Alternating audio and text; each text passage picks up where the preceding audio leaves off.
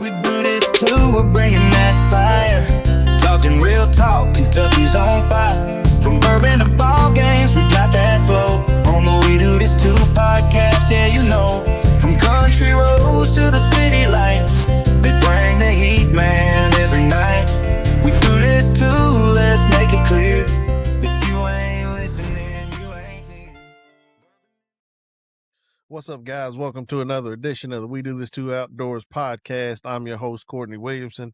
I've got a super special guest on today from Mississippi. He's a Mississippi boy, Mr. Chris. I'm about to brutalize this last name. Is it Utroska or Utroska? Dude, you killed it. That's perfect. Utroska. See? Utroska. Utroska. Got it. Yep. So I met this guy for the very first time in St. Louis at Squad Fest. We were working the retail booth together. Super great guy. So I was like, man, I gotta get him on the podcast to kind of tell his story and pick his brain a little bit. So who is Chris for the people who don't know? Man, that's a loaded question. I don't know where to start. I mean, I guess, first of all is, I'm a dad, I'm a husband, I got I got 3 daughters and a wife, close family, girl dogs, we're eat up with girls over here. And, faith is a big thing for us and our family. So that's at the top of the list. And then I guess a very close third, or my wife would argue that it's like a solid second, or would be the waterfowl stuff and photographer, videographer. I do some brand ambassador stuff that I've started getting into, just in the waterfowl industry. And man, I'm sure you got some questions about the camera stuff. And Oh yeah. but that's really how I've gotten to where I am today in the outdoor industry, is through camera, taking photos, doing video. And, that's turned into huge opportunities. That's how you and I met. That's how I started working for retail, was content creation and photography and videography, and representing them and their brand and providing content for, waterfowl stuff. So that's it in a nutshell. I love hunting ducks and love working dogs, and got a Springer that's 10. She's retired now, but she hunted 9 years. And then I got a lab that's about 18 months, and she hunted last year also. So she hunted it about a little 10 or 11 months her first season. So That's awesome. but yeah, between cameras and dogs, that's why I'm here today, honestly. It's like, Well, I know some of those pictures that you were showing me at Squad Fest. Like I told you, dude, they were probably some of the best pictures I have ever seen, like wildlife wise or anything else. I was like, this dude knows what he's doing, well, I appreciate you saying that, but I was showing you the bangers. That's like the highlight reel. What you didn't see is the thousands of photos that I've taken that are like, oh God, that's terrible. Yeah. That's the thing about Instagram and social media, is like, I post, not everybody does this, but for my feed, the Hanging Moss Media feed, I usually post, it is like, I use it as like my portfolio, so if I go to retail and say, hey, look, I'm Chris, I'm a photographer, love to work with you guys, love to partner up, do some content for you, I always direct people to my Instagram page. When they pull that up, I want it to be like, oh my God, like boom, boom, banger, banger, banger, banger, Yeah, banger. you I don't want them, like, if you look at my Instagram page, you wouldn't know that I had a family, Right. because I run it like a business. And, that's my portfolio. I'm not posting, I'm not posting my daily activities on there because, I want it to be like when people look at Hanging Moss Media page, it's like, man, Chris does awesome work. Like, yeah, we do need that guy to Yeah. work for. Like, he will be an asset for sure. So, Yeah. but yeah, you were just seeing like you're seeing. I was showing you like the 1% of the of the junk that's floating around out there. Well, the ones that you showed me, man, I was like, man, this dude is legit. Like, I was like, man, because I picked up a camera a while back. I ended up getting rid of it because I got so frustrated. Uh, I was taking pictures. I was out there trying to figure it out, watching YouTube videos, and everything that I started, doing just did not come out right. I couldn't figure out the editing part. I gave up too easy is what I did. I got Yeah. frustrated.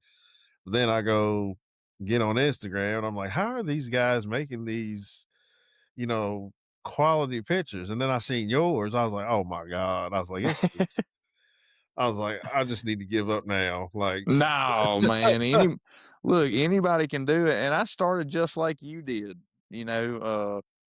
like I picked up a camera for the very first time. It's probably been about 5 years ago now, and literally had never taken any classes. Like I didn't, I knew I figured I could figure out how to turn it on, but that's about it. That yeah, was the extent of my camera knowledge. And man, just like you, I got on YouTube and man, just started like information overload, drinking from a fire hydrant, so much stuff. I'm like, oh my gosh, how am I ever going to know how to do this? Like, this is just, it seems so technical, yeah, when you get started. But, it's like anything else. The more time you put into it, the easier it gets, the more comfortable you get with the equipment, and then it's just getting out there and taking pictures. The more pictures you take, the better you're going to get. I've been super fortunate, super blessed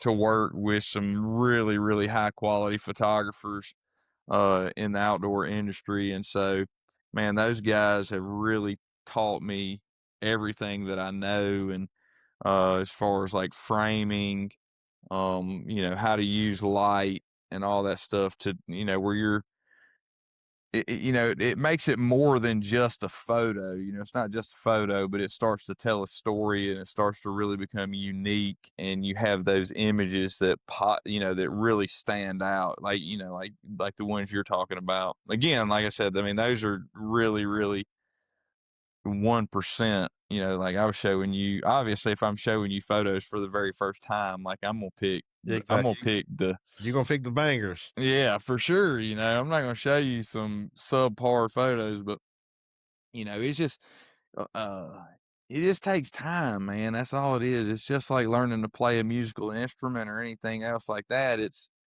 daunting. It seems daunting at first, and then the more and more you do it, it starts to become second nature, and then you start being able to manipulate the camera on the fly, so you start, and then and then it becomes more artistic. You Right. start getting those more artistic photos. You got you got stuff, subject matter in the foreground, and you got uh you can start messing around with focus then and shutter speeds and all those things that manipulate the end product. And that's when it starts to get a lot of fun. You start, and then it, like I said, it starts to become art. Then it's not just like a pic, it's not like a cell phone pic anymore. It's like, Right. this is a photo, this is an image, this is something that you can be proud of. And then editing, like you learn to edit too, and so you kind of find your style, and everybody has their own style. And again, that's another one of those things. It just comes with time. You play around with it, and you kind of get this look that is exciting to you, and you get this look that's like, man, this looks awesome. Yeah. And other people may not think that, but who cares? It's your artwork. That's the way I view it. It's like, man, if you don't like it, like that's your problem. It ain't mine. Right. Like as long as I enjoy it as my Instagram page, it's my stuff, and hopefully the brands that I partner up with enjoy the content that I provide. Uh, but yeah, it's just, man, it's just getting out there and sucking for a long time. And then you start to figure it out. And you, like I said, you start hanging out with guys that know way more than you do, and being humble and taking that criticism, you know, with humility, and just understanding that people are trying to help, and, you know, not necessarily uh talk negatively about your work, but, you know, they're just like, look, can I tell you how you could do better? And I was always like, yes, please. Like, I promise you're not gonna hurt my feelings. Like, Right, right. like, if this Constructive is criticism. yeah, all I'm gonna say is, if you tell me it's terrible, you got to tell me why. You Yeah, know what you I got to mean? yeah, right. Like, you can't tell me it's terrible and then be like, all right, well, that's just it. But no, tell me why. How can I do better next time? That's what I want to know. Like, how can I improve next time? Yeah. And so it's just been years and years of that. I mean, not that long, really. I mean, I've only been doing it 5 years. It's really not that long. But yeah, just the more you get out there, you know, the challenge that I find with running a camera, certainly during duck season, is the best time to run the camera is when you really want to be behind the gun. Right. You know what I mean? That's exactly what I was about to ask you. Like, how do when you're supposed to be shooting, like, are you shooting or are you running the camera? Because I've heard that too. Like, the best times that need to be running the camera is when you should be up on your gun taking shots. Oh yeah, So absolutely. Well, a lot of it depends on the time of the year, the time of the season. Like, if it's opening day, if I'm not getting paid, I'm running a gun. right. Like, like I'm probably not doing like ambassador type stuff on opening day. Like, I've been waiting 305 days for this, and I'm gonna, that opening day, like, I'm taking my dog out, we're gonna have a good time. We're shooting ducks, and hey, if we kill them, we can always take pictures after the hunt's over. Oh, for We sure. can recreate a lot of stuff. But yeah, that opening day, man, it's time to get after them. Like, yeah, we gonna kill them. Yeah. We gonna. It's funny. I was hunting with a buddy of mine last year. It was first, we'd never hunted. He's a photographer also. We'd never hunted together, and it was opening day, and man, this first volley comes in, and I wasn't even thinking. I just throw up my, and I was like, hold up, he didn't shoot. And I look over and he's got his camera. I was like, no, hold up, buddy. I was like, look, there's going to be plenty of time for taking pictures. I was like, you're not getting paid. I'm not paying you to be out here. Right. I was like, we killing ducks. Like, today, we're killing ducks. We'll get those pictures later. But now, like, as far as like the waterfowl stuff, if I'm just doing like waterfowl photography, I like to knock that out either before or after the season. Okay. Like, I'll go out scout preseason. If you've got ducks, that's a great opportunity to get waterfowl photos. And then certainly, the whole month of February, you usually can get some solid waterfowl content, because the ducks are still around, or either you're catching them on the reverse migration, and so you've still got plenty of ducks to take pictures of, and everybody else is gone. Right. Nobody else is out there, so that's a good time to get waterfowl stuff. And a lot of the brand content that I do, man, I'll do, if it's a slow day, that's when I like to shoot stuff. That's when I like to pick up the camera. Like, the ducks are not really flying that much. We're probably not going to shoot a limit. If we scratch out a few, like, I may run a camera that day. We're only going to kill, we kill 4 or 5. If I can get that on camera, like, that's a win. That's a win. And usually my dog still gets to work, so um, that's a win-win too. But um, opening day, I'm gonna hunt. After that, we'll see. We'll see how it goes. I have to Right. pick and choose, and there's work. I got to get some work done, but a lot of times I'll hunt them and kill them, and then we'll take pictures afterwards. I got you. It, all pictures look better when there's green hanging in the background. Oh, for That's the sure. way I see it. Like, Oh, for sure, man. they all look better when you got some green on the strap. So, that's always priority number one for, unless I'm getting paid. Now that's a whole different deal. If you hire me to come out and take pictures, I don't even bring a gun. I Right. never do. Yeah. And I've That's had all some. business then. Yeah. Yeah, it's all business. I've had some clients say, "Man, bring your gun," and I'm like, "No, it doesn't really work like that because it's the same scenario. When the ducks are coming in, I want to have my gun in the hand. So, but if I'm getting paid, I'm there to run a camera. It's work then. So, out of respect for the client, and I just don't even bring a gun. I'd just soon take a ton of photos and videos and overwhelm them with deliverables and them know that I provided a solid product, and they're happy with my service and everything. And I just feel like trying to run a camera and a gun on a paying gig, it just muddies the water. You know what I mean? It's Yeah, like, I get that. You're trying to mix business for pleasure. yep. Yep. Now I have gone out before and like worked one day and hunted the next. Yeah, I got And yeah. yeah, and I'll do that occasionally.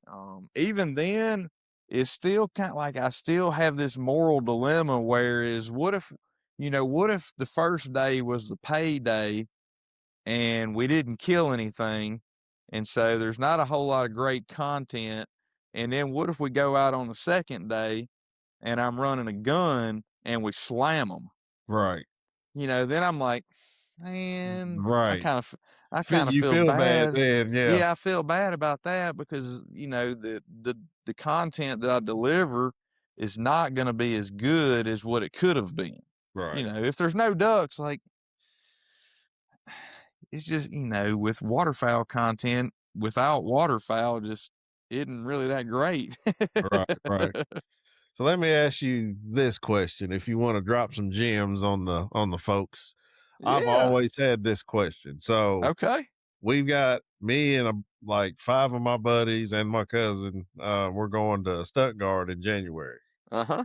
and we're all bringing cameras, and we all want to get content for our brands and whatever. So we're going to be in a hunting blind Mm primarily 100% of the time. So my question is like, how do you get those shots where we're sitting in a hunting blind, but then you have to pull up and go outside of the blind to get to see the ducks? You know what I'm saying? Like, how do you get those good shots where you're still getting your guys, but also getting the ducks as well? Does that make sense?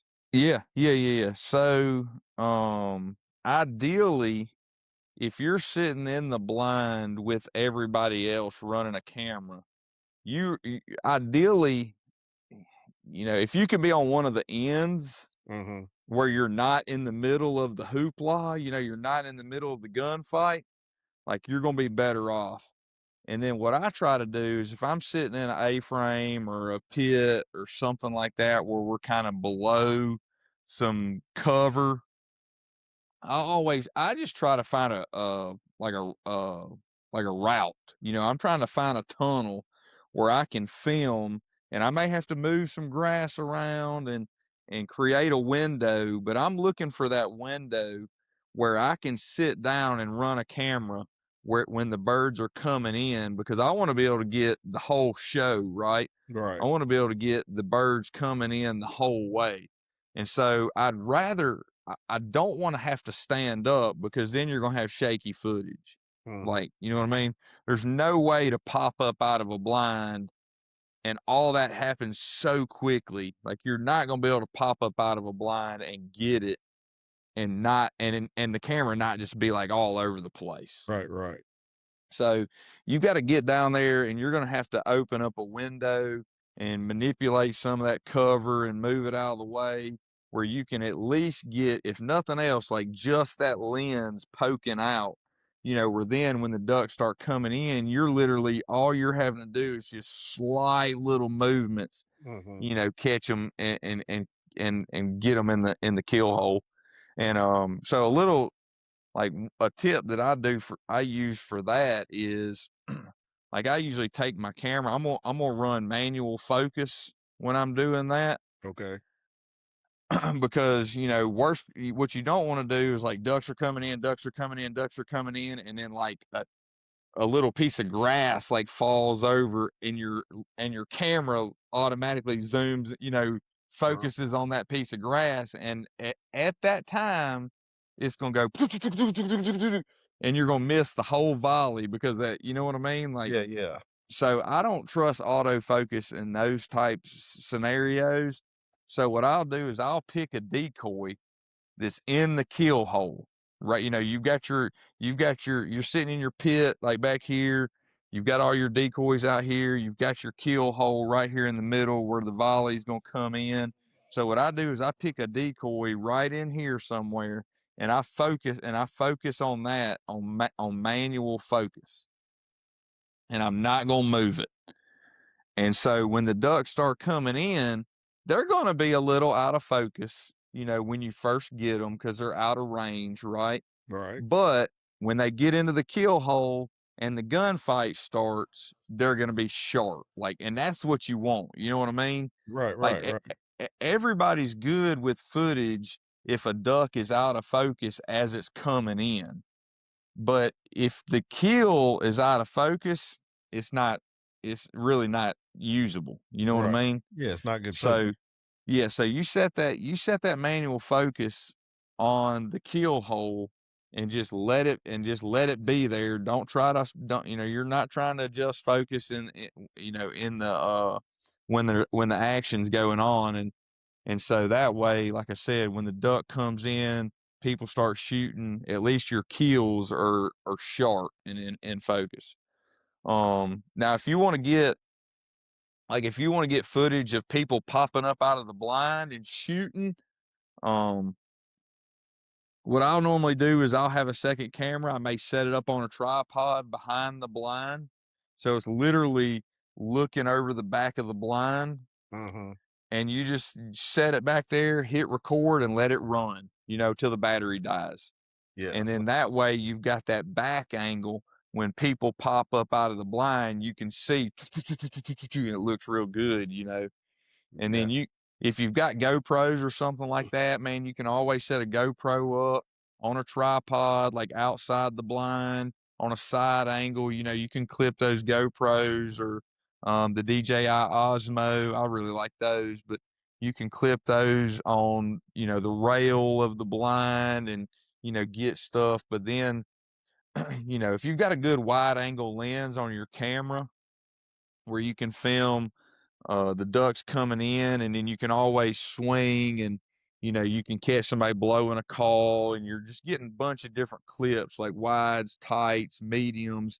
And so that way when you get back into the office, and you start editing, you've got all these different angles and Yeah. and frames, and you start putting that together in your editing and add music, and that's where you start getting these jam up hype reels and that kind of stuff. But yeah, that's how you do it. You gotta, like I said, you gotta find a window in the cover, and then, and just stick the camera out a little bit, and cameras don't flare ducks. So you ain't got to worry about that. Like, cameras don't flare ducks. Like, just stick it out a little bit where that lens is just barely sticking out of the cover. And then that way, all you're doing is, like, when ducks start coming in, you're literally just following them, and you're not trying to like jump up out of a blind and do something crazy, because that's going to be real tough. Yeah, because I've had some of those cameras that you put on like your shotguns, and had some great volleys come in, but every time you shoot, Yeah. everything Yeah. shakes. Yeah. and it's just like, oh, like I didn't get any good footage right there, Yeah. Yeah. and tried the different settings and stuff on that, and it Yeah. still No. I'm just like, how in the Yeah. world do people get these, clips? Like I said, they have to have a dedicated person sitting there Oh taking yeah. pictures. They have to. Yeah. Oh yeah. Yeah, and even a GoPro's not that great, uh, for filming at distance because there's no zoom, Right, so if right. it's super wide. So if you're shooting ducks at 30 yards, it's not gonna be it's they're gonna look tiny. You're not Right, gonna have right. any kind of magnification, so it's not gonna be. I mean, you can use that angle as an option, but I wouldn't have that as option A. Yeah, That's just another. If you need something to cut to, you cut to a wide angle, see this huge volley. You cut over, see somebody blowing a call, then you cut back to the main cam and you see one single duck coming in or just a few, and then and then and you get those different angles and um different depths and all that stuff and edit them together. But yeah, you need to get like really really high quality footage. Yeah, you're gonna have to run a camera. yeah, that's what I figured. Now, what I have seen before too is if you're this works really well if you're hunting layout blinds, which you won't be doing that in Arkansas, probably not for No, ducks. no, we're not. Uh, but if you're goose hunting layouts in Arkansas, or you go out west where you're hunting dry fields and layouts, I have set my blind up like 10 or 15 yards behind the group. Okay. You know what I mean? Yeah, So I'll set up behind them, brush in, just like I was hunting, brush in. But I'm in my layout blind and I'm literally behind them. So I'm filming everything that's coming into them. yeah. So That you can makes get sense. some really, really solid footage like that. Yeah, Um, and again, like I would probably always run a second camera on a tripod that's just stationary and it's just filming everything. right. GoPro, like I said, GoPros or action cams are still good for that too. But yeah, Yeah, for that like that A roll, like or the good B roll that you want to use, you need a good somebody good running a camera they're basically taking one for the team and and they're gonna yeah, run the camera. yeah, That volley, maybe you pass it off and take turns, yeah, but for sure. And I know I talked to you about, I think earlier yesterday, or yeah, it's probably yesterday. Like you said, you run Canon hmm for everything. I know, my one of my boys, Nick, he's in Texarkana. He runs all Sony stuff. Is that hmm just personal preference, or is that why do you run Canon over anything else? man, I just started with a Canon. So the first camera I ever bought, I got from a buddy, and it was a Canon. And then so I ended up upgrading the lens, and I bought a nice Canon lens. And once you start buying lenses, you're pretty much stuck. You know what I mean? Like, Yeah, them lenses uh, are expensive. yeah, you start investing in a couple of lenses, and you're not swapping platforms, Yeah, easily. And so I just started out on Canon. They've worked great for everything I've ever wanted to do. But I don't care. Like if you like Sony, like man, that's fantastic. Like just whatever you got, go use it. right, right, You know what I mean? Neither one of them take good pictures in the truck or sitting on the shelf, right. or you leave. You got to get out and use the thing. Yeah, I don't really have a strong opinion either way. I started on Canon, and they've always done a really good job for me. And I run Canon R5. It's somewhat weatherproof, so I feel comfortable using it in all hunting scenarios. I've hunted in the pouring down rain and still filmed, and I mean, there's nothing better than slow motion rain in a duck hole. Oh, I bet that's So, cool. I use mine.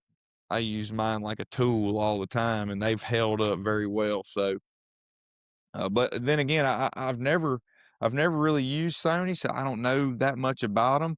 I know some guys that shoot on Sony, and they do phenomenal work. So I think you can do great stuff on either platform. It's just, if you've got a Sony, man, go use it. I'd roll with it. If you've got a Canon, Nikon, whatever, just use what you got. No, for sure. So here's another big one for you. Why ducks? Because I know a lot of guys like me. I grew up, small game hunting. Didn't get into deer hunting until later in my life, and now I'm 3 years in, almost 4 years into duck hunting, and I like to hunt pretty much whatever's in season. But I know some guys are just wanting to hunt ducks or just wanting to hunt geese.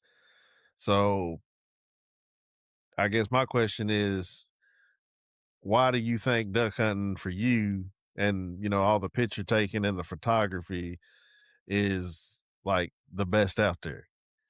Yeah. So I'll tell you how I got started in the ducks, and it's kind of funny. It's the same way I got started into photography.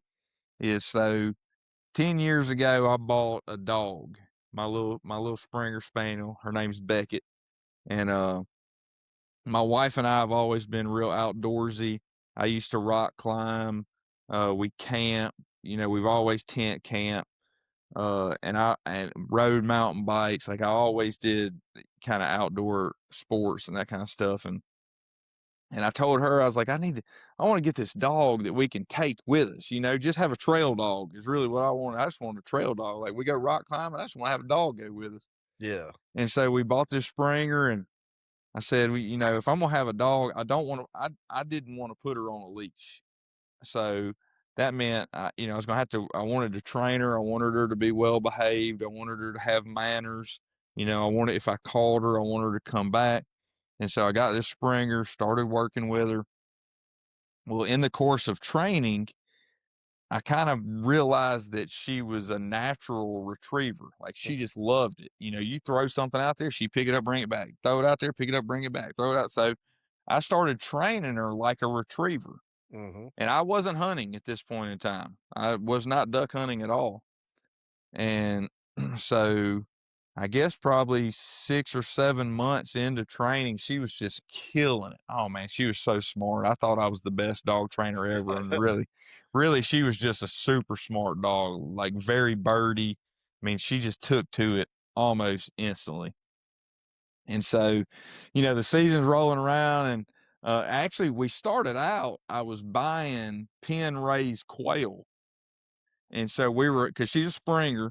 So I was like, I'm gonna go buy these quail, and we were putting them out on, a buddy of mine had a hay field. We were putting these quail out, and I was taking her, and we were turning her loose, and she was flushing quail, and we were hunting over, and it was awesome, and we were having a good time. But those pen raised quail cost me like $5 a piece. Yeah. And so, I mean, I was like, I can't spend $100 a weekend. You go buy 20 of them, take and put them out, you're going to lose a few. So you Oh, shoot for sure. 15. Yeah. And I was like, man, it's a lot to spend $100 a weekend to go hunt. I said, I'm going to have to do something that's, a little bit more feasible. So I bought a boat. We're going to save money. Yeah. Save money. I told my wife, I was like, I got to have a boat. We're going to hunt ducks because I can't afford these. So we're going to go buy a boat and we're going to hunt ducks. And man, her and we started hunting public land, and, we sucked and we couldn't, we shot some wood ducks, but that's, we weren't killing anything. And, man, just over the course of, her hunting career, which ended up being about 9 years. And man, we just hunted really nothing but public. A couple times we would go, on some guided hunts, something like that, if we had the opportunity. And she would go. She always went with me. But that's really how I got into hunting ducks, was just taking my dog out. And the same with the camera. When I first got my camera, the thing was, I was like, man, I just want to go take pictures of my dog. I want to go out there, and it was just for me. That's all. It was just for me. Like, I'm gonna go out there. I want to take pictures of my dog. I want to be able, a dog lives a pretty short life, Oh yeah. uh, in perspective to ours. So, like, I want to be able to look back. I spent so much time training this dog and hunting with her, just me and her. We hunted just the two of us so many times on public land, and not killing anything, just sitting there looking at one another. Yeah.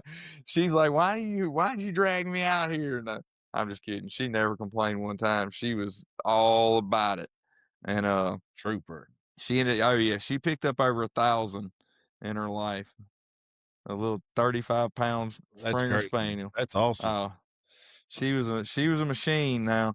But she's retired now. She's still I use her to train my lab now for steady work and honoring, working with another dog. And so she still gets some reps in, but she doesn't she not those Springers, they don't do real well with cold. And the older she got, the less she could handle the cold water. And we hunt a bunch of deep water, so she's usually swimming water.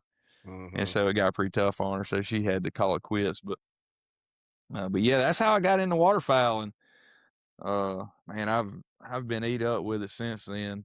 Hunting mostly all public land here in Mississippi, some Arkansas. But uh and then when I started running a camera, I got into elk hunting out west a little bit. I've done that, and here recently have started chasing them turkeys a little bit, and that's a Oh whole yeah. nother drug. Oh, you ain't lying. You but I've ain't. always but I've always said, if the reason that turkey hunting is so awesome is because it's in the spring. And Yep. if it was in the fall, oh, I would still hunt ducks hands down. It's not even close. Like, cause I like being with my dog, and I can't hunt turkeys with a dog. So, man, waterfowl's just always been my passion. Was something I enjoy calling ducks, working ducks. I love it. Love working ducks. Um, Love running and working my dog. And shooting.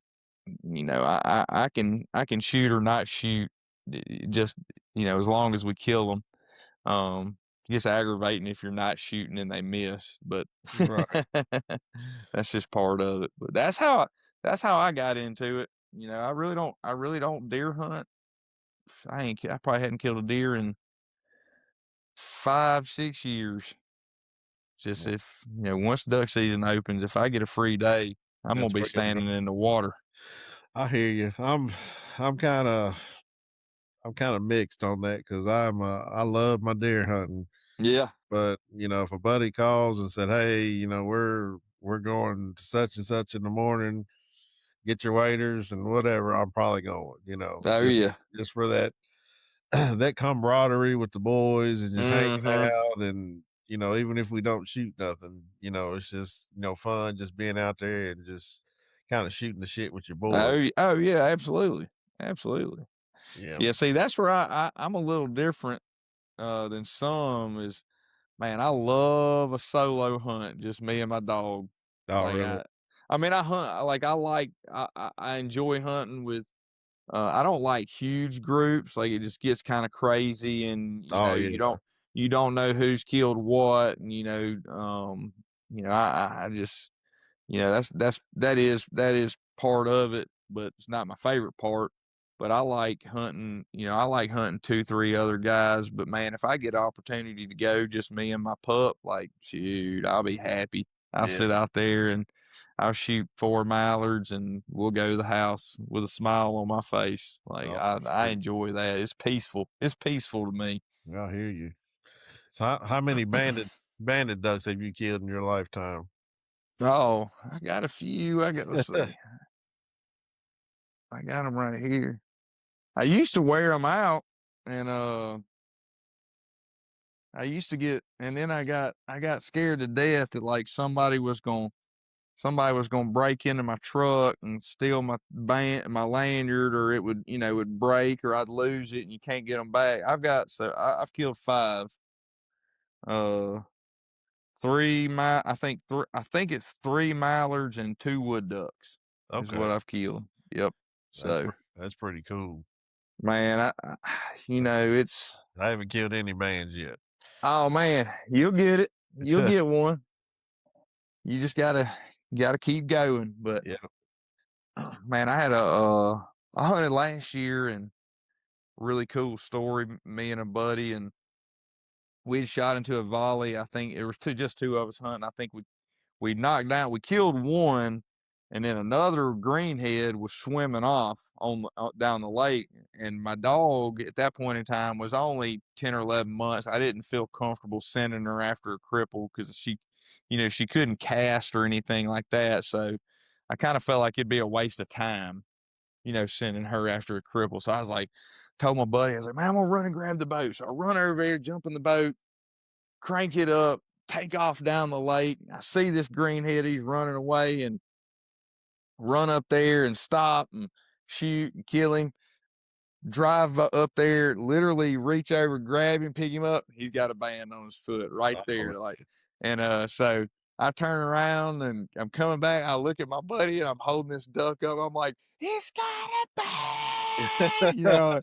I'm so fired up. And he's, like I said, my buddy's a photographer. He starts taking pictures, and some of those photos have been posted on like Drake Waterfowler's page and stuff like that. But um, man, I just love it. To me, that's when it's fun hunting with a buddy, because you come back, man, we're like chest bumping and high yeah. fiving. We got a band, and that hunt was very special because we killed we killed a band and 2 black ducks in the same hunt. So for Mississippi, that's phenomenal. Like, Yeah. we don't. I've killed way more band. I mean, I've killed 5 bands, and I've killed 1 black duck in my life. So, I mean, that shows you how, like, killing a black duck is a trophy. We Right. just Right. don't shoot them, and it's certainly not in the woods. So, man, that day was just so special. We killed, and both of us were there with cameras, so we had tons of content, and some of that stuff is still floating around out there. And I think one of those pictures I showed you, that foggy picture with my dog standing on the stand looking at Yeah. the ducks. Yeah. Yeah, that was that day, and shot them in the fog. It was amazing. It was such a cool hunt. But that I do like hunting with buddies like that, because you got somebody to celebrate with, and when they're just as passionate about it as you are, man, it gets to be a lot of fun. You hooping and hollering and high fiving like you done, Yeah. won a Super Bowl or something. It's it's just, oh man. But I don't know. I love it. I eat it up. It's awesome. So what would you say? Because when you look, I know last year, opening day, I was on Instagram and I was seeing, Arkansas. I mean, people was fighting at the boat ramps and, Mm-hmm. people running into each other's boats and stuff like Mm-hmm. that. Like what do you think is like the biggest misconception out there about duck hunters? Uh,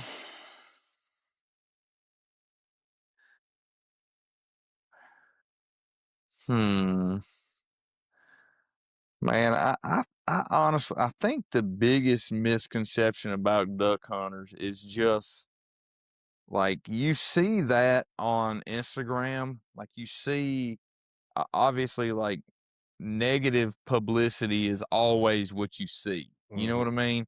Like, you don't see videos of somebody at the boat ramp helping a fellow guy, get his motor cranked up. He's having trouble, or help him change a flat tire. You know what I mean? You don't see that kind of stuff. You see all the negativity, and man, I know that kind of stuff happens, and emotions run real high because of the competition. And I understand, like, I get it. I'm there all the time. I hunt almost exclusively public land, and I want to win just as much as, and most of the times I'm racing guys half my age, you know what I mean? So, Yeah. um, but I'm just as competitive as they are, and I want to win, and I want to kill them, and you know what I mean? Like, um, but I don't think that is not the characteristic of, that's not the culture as a whole.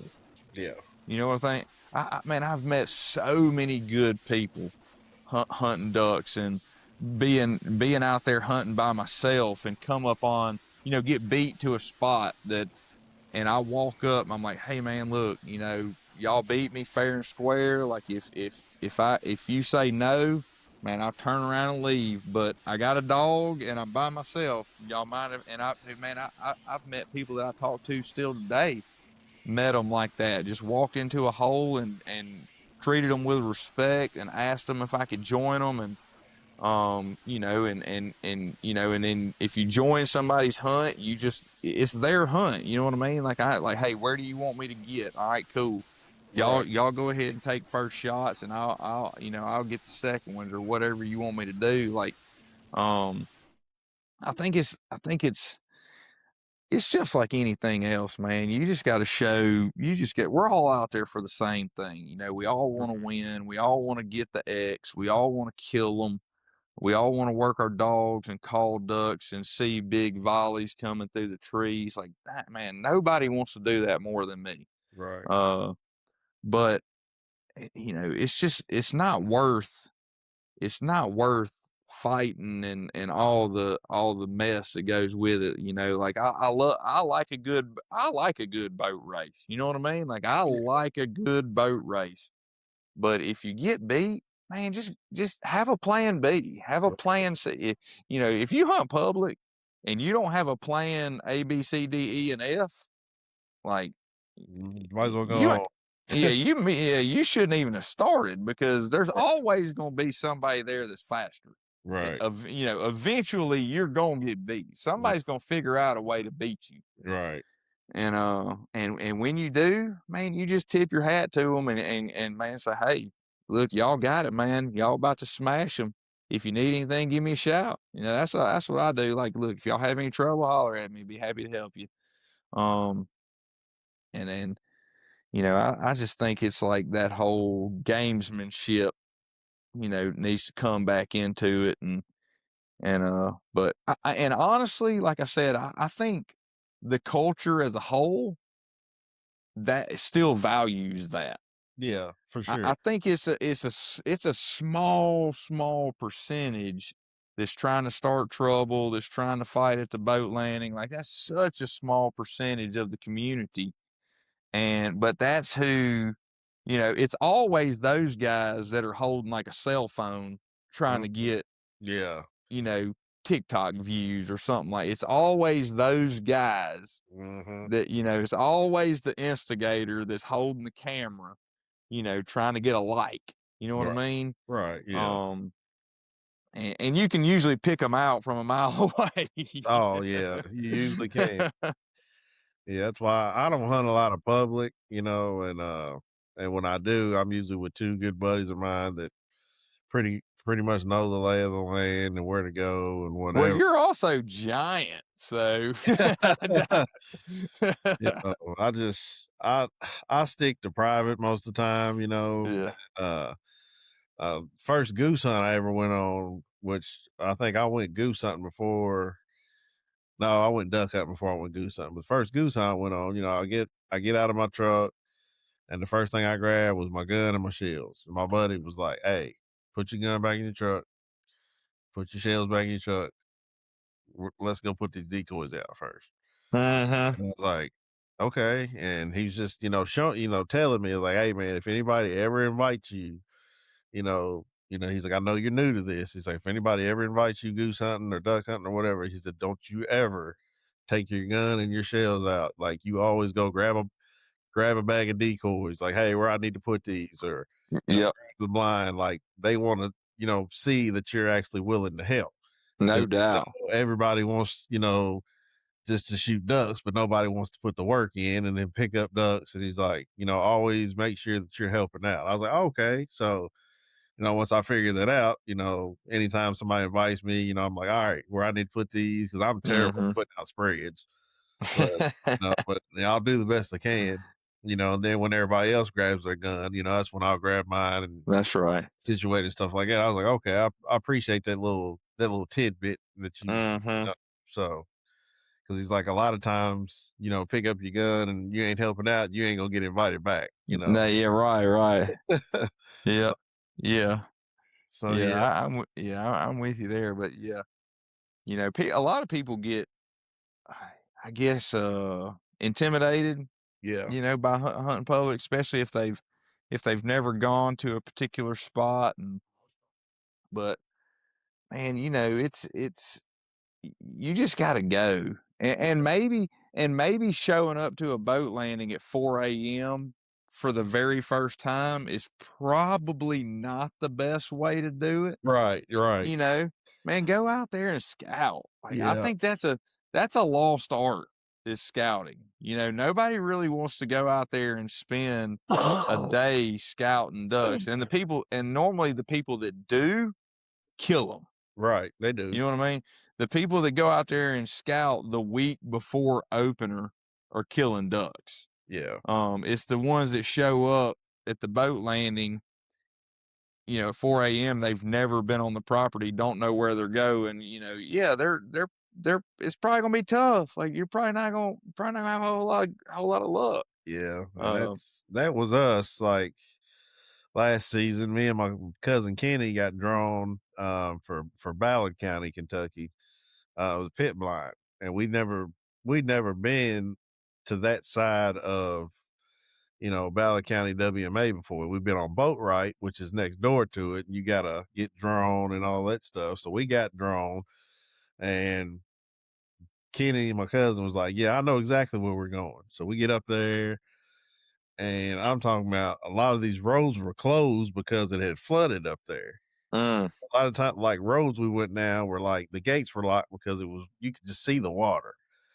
I said, Kenny, you know where you're going? Yeah, if we go this back way, and we spent almost 3 hours, trying to get to where we were going. So we finally get there. It's breaking daylight, and the guy that we were riding with or whatever had a trailer with him we had all our decoys and guns and everything. And on most WMAs, you can't, take your trailer down to where you're going to set up. You got to pack all your stuff down there. mm-hmm. Well, he pulls the trailer down there, and here comes the game warden, about three of his buddies, like, hey, y'all can't be down here with this big trailer. Y'all got to get what you need and get back out there.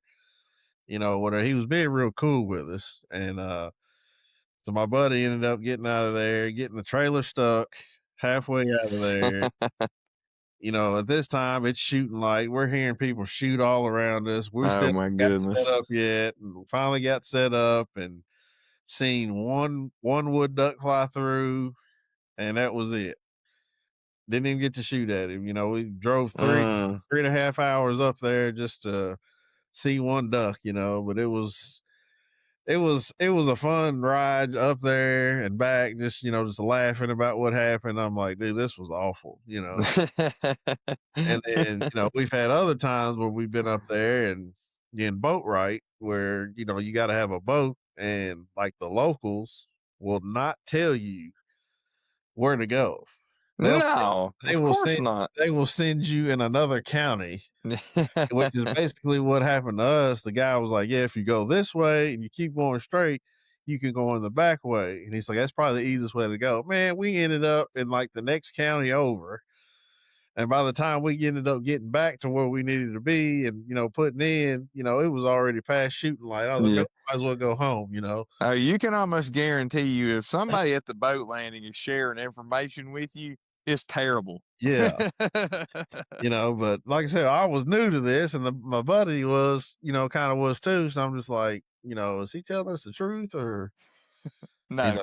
like, we're about to find out. And then, we kept driving. I said, dude, ain't no way we're going this way. I said, the boat right's right here. So we're going away from it. I was like, oh, he done gave us, bad directions, and, I actually seen that guy like the next season or whatever. He said, "Y'all ever find it was like hole 6." He's like, "Y'all ever find hole 6?" And I just started laughing. He goes, "Yeah, man." He said, "You better know where you're going up here." He's like, "People will give you directions in the next county or whatever." He's like, "Y'all need to come up here and scout. Y'all need to come up Yeah, here so you yeah. know what holes to go. When you get picked, you ain't asking nobody because they're not gonna tell you.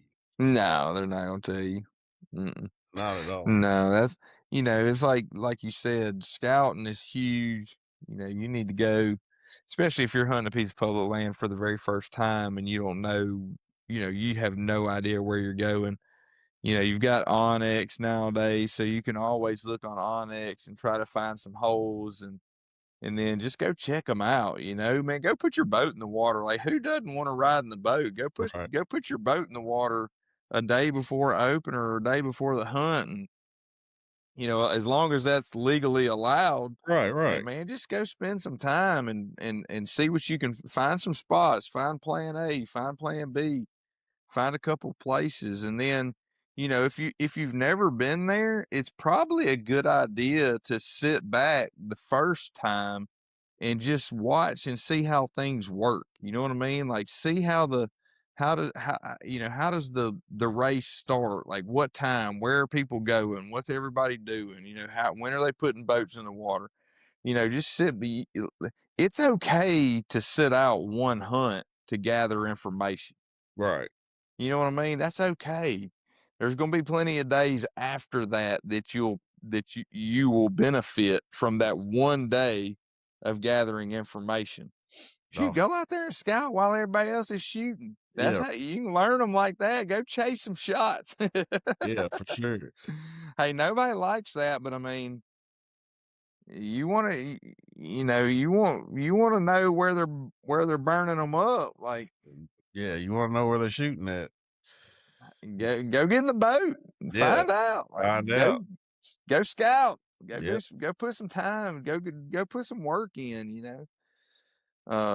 Most people that I've met that kill a bunch of ducks on public land, man, they spend tons and tons of time out there, either hunting, scouting, like they're learning the property, they're learning all the holes. They know which holes produce, which ones don't. They know who's going where, where's the race going to be. If I don't get this spot, where's a plan B that I can fall back to? You know what I mean? Those are the guys that are successful because they've done all the homework.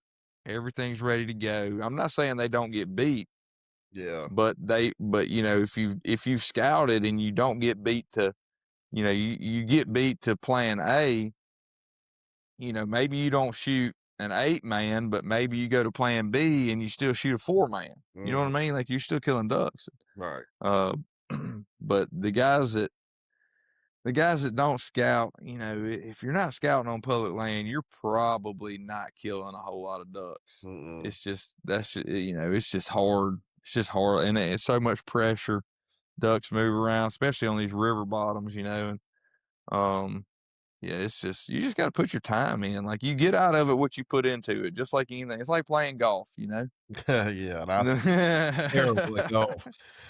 Yeah, for sure. But so what would be your dream waterfowl hunt? Like, where are you going and Mm, man. what state, what country, what it don't matter. Well,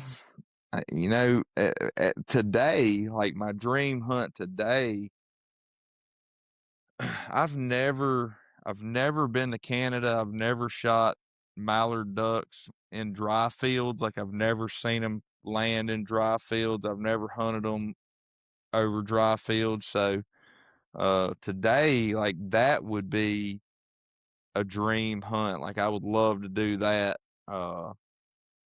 Now, if you're asking, like, what would be, if I had to pick one place to hunt for Yeah, one place.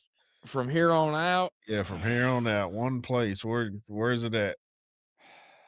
Man, I think it's gonna have to be flooded green timber somewhere. Somewhere. Yeah, no, it could be if we're guaranteed to have ducks, then I'd just assume shoot them here in Mississippi because it's closer to home. You I know hear what you. I Yeah. mean? Well, I heard y'all got some uh, pretty good hunting down there, especially on, the Delta yeah. portion. Oh yeah. Now, I mean, the majority of I mean, you can see this in a lot of the photos that I post, but the majority of my hunting, I hunt a lot of cypress breaks, like oxbows. So we're normally standing in the trees, but it's deeper water. We're standing next to big old cypress trees.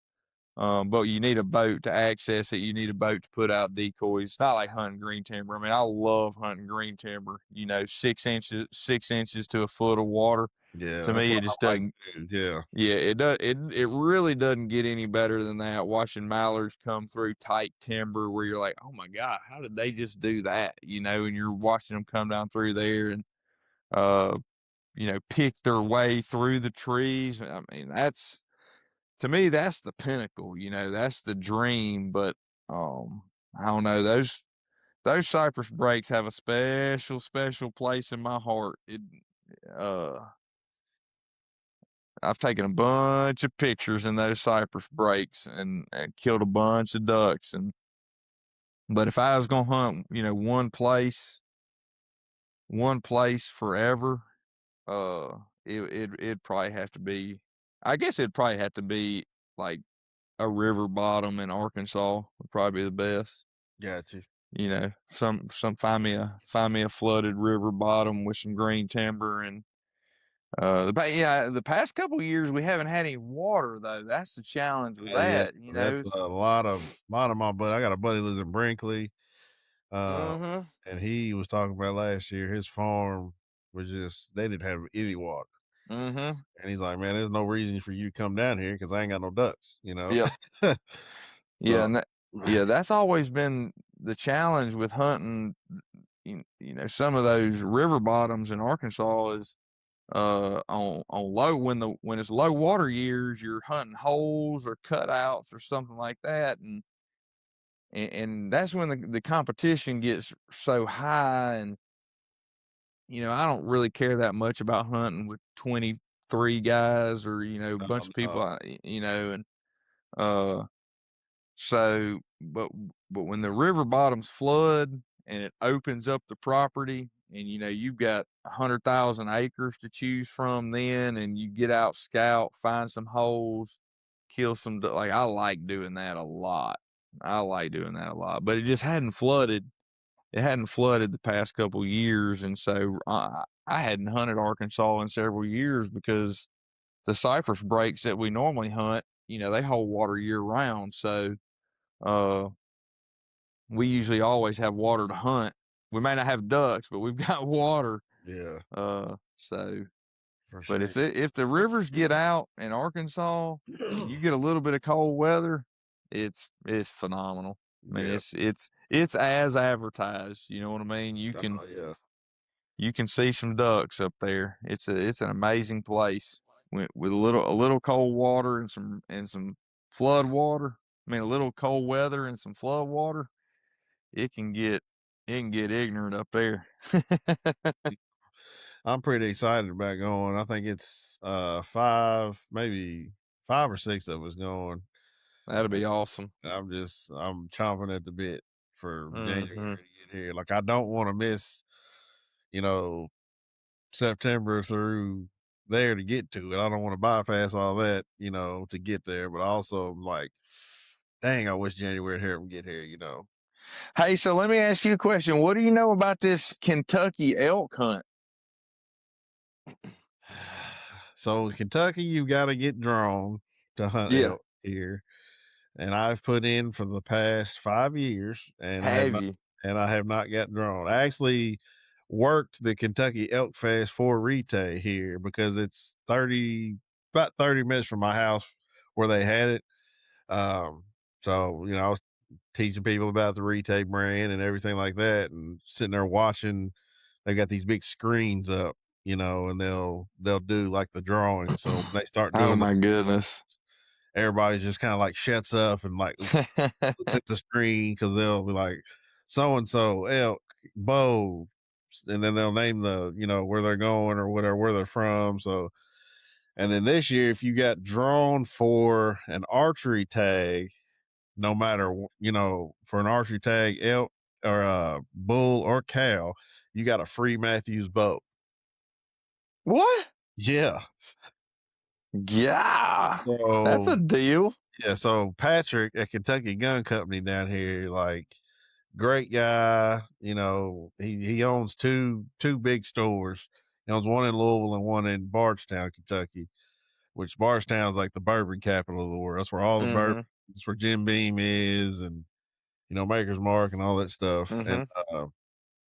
so that's where the Elk Fest was. So they had live music and all Wow. these people, and then they advertised, like, if you get drawn for an archery, tag, you get a free Matthew. So, like, we're cleaning up and stuff, putting stuff in the truck, and there's just a line of people trying to get in Kentucky Gun to get their free bow, get it set up and stuff like that. I'm like, Patrick, what are they doing? He's like, oh, those are the elk draw people that got drawn for the archery. They get a free Matthews bow. I was like, what? He's like, yeah. He's like, you didn't know that? And I was like, no. I said, that's pretty cool. He's like, did you put in? I said, I put in every year. I never get drawn. Man. And it's out of staters. It's for out of staters, in state, everybody. It's not just an in state thing. So, but I know a buddy of mine, shout out to Jared Gardner. He killed a nice 5x5 about 5 years ago. Really? And I think if you end up getting drawn, you can't get drawn again for like 3 years.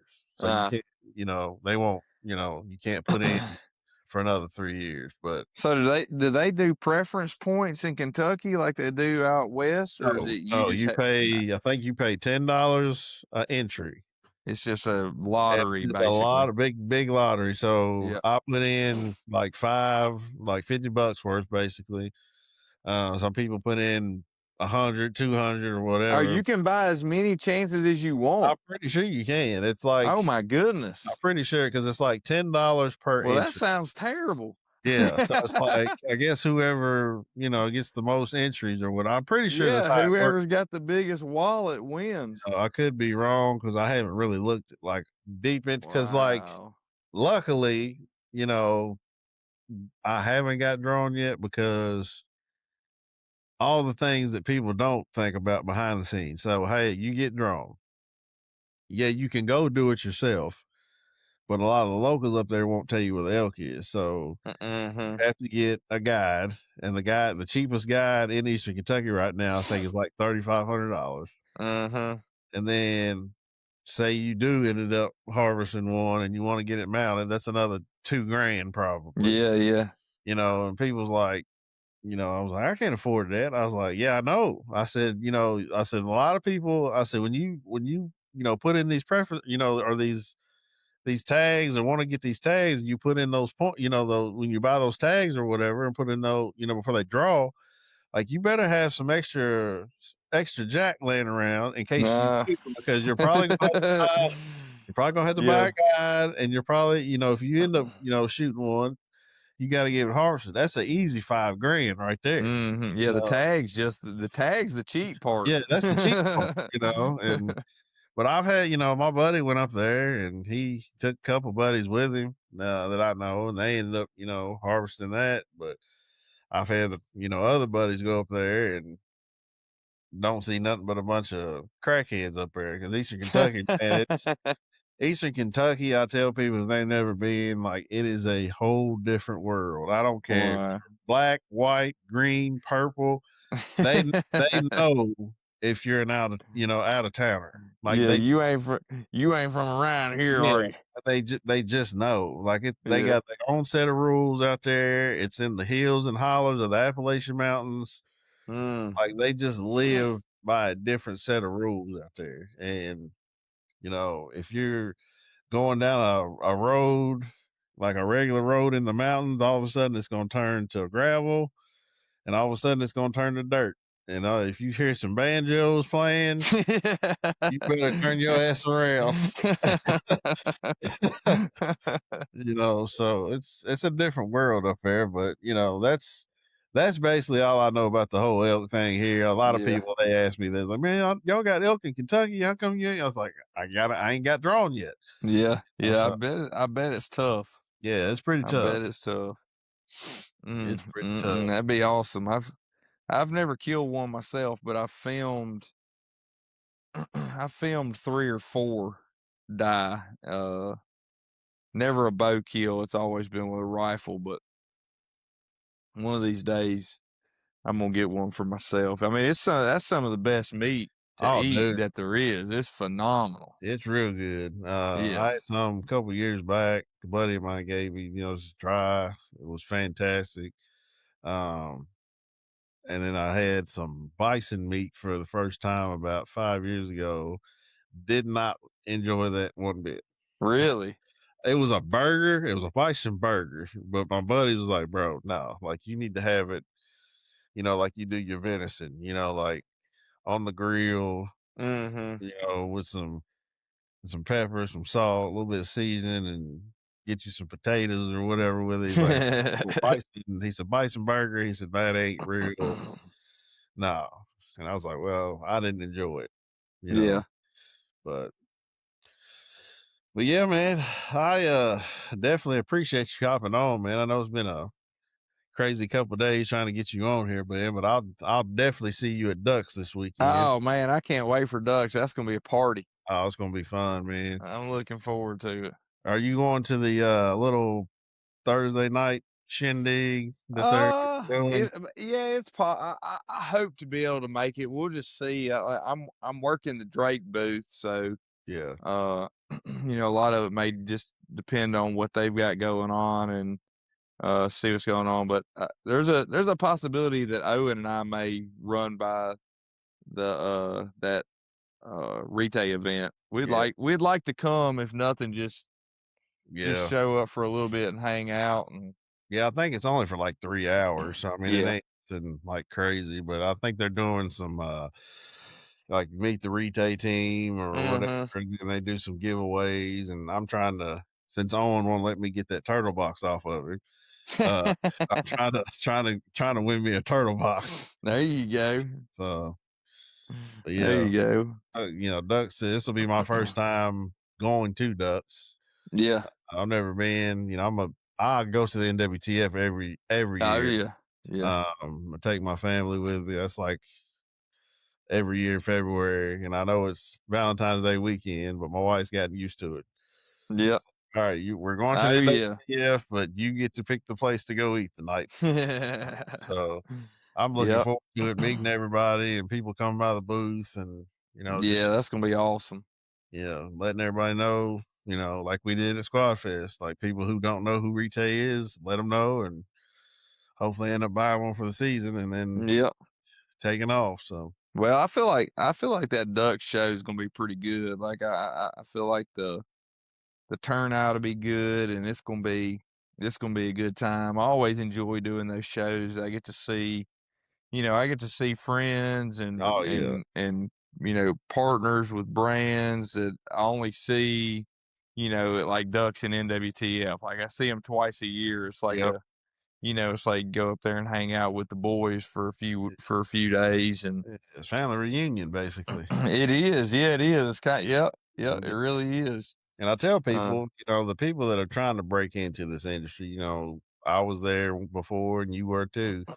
You got to be willing to be vulnerable. Like you've got mm-hmm. to be able to go up to these brands and talk, Yep, like, and speak your mind. Like, yeah, you're gonna get probably 100 no's before you get that one yes, but like you got to be willing to talk to these people, and that's how you get those partnerships. That's how you get yep, those sponsorships. And then once you do hook up with one of those people, like put the work in. mm-hmm. Don't just sit back and post. Oh, I need to post today because so and so just put. No, like put your work in. Yep. Let them see the work that you're putting in, and then it'll go from there. Like, but you got to put the work in. Yeah, I've told people, like, if you want to break into the hunting industry, like go to one of these shows and go up to a booth and be like, "Hey, y'all need some help? I'll work for free." Hey, yay. like you need like y'all need some help packing this booth out after the show's over with. I'll help out for free. Yep, Like, you know what I mean? Start paying some dues, start building some relationships, yep. earn your keep. You know what I Earn your mean? Like keep. there's so many people walking around wanting something for nothing. Like Yep. the guys that are willing to put in the work and grow slowly but surely and grind it out, like those are the ones that, you know, you look at those people 5, 6, 7, 8 years down the road, and you're like, man, he's lucky. Man, look how he's so lucky to have that gig. And like luck ain't got nothing to do with it. Yeah, You exactly. know, that's what somebody told me other days, like, man, I wish I was big enough to get a free pass into the Ducks. I was like, dude, being big enough ain't got nothing to do with it. I It was like, ain't. I said, what this free pass means is you're a slave to somebody's booth. Yep. Yep. Like that's what that means. You've literally devoted your weekend for that, for that booth. Like it's not, but that's what it takes. Like That's you what just it got to be takes. able, you got to be willing to put in the work Mm, it's just like anything else. The guys that, you know, I've always said the harder you work, the luckier you get. mhm. Yep, and I enjoy it, because I like talking to Mm-hmm. people anyway, Yep. so when people come up, and ask, "Tell me about y'all," I can't tell you how many times we said the same spiel over and over that Mm-hmm. weekend, but, it's just part of it, getting that name out there and you know, just having fun with it. Yep.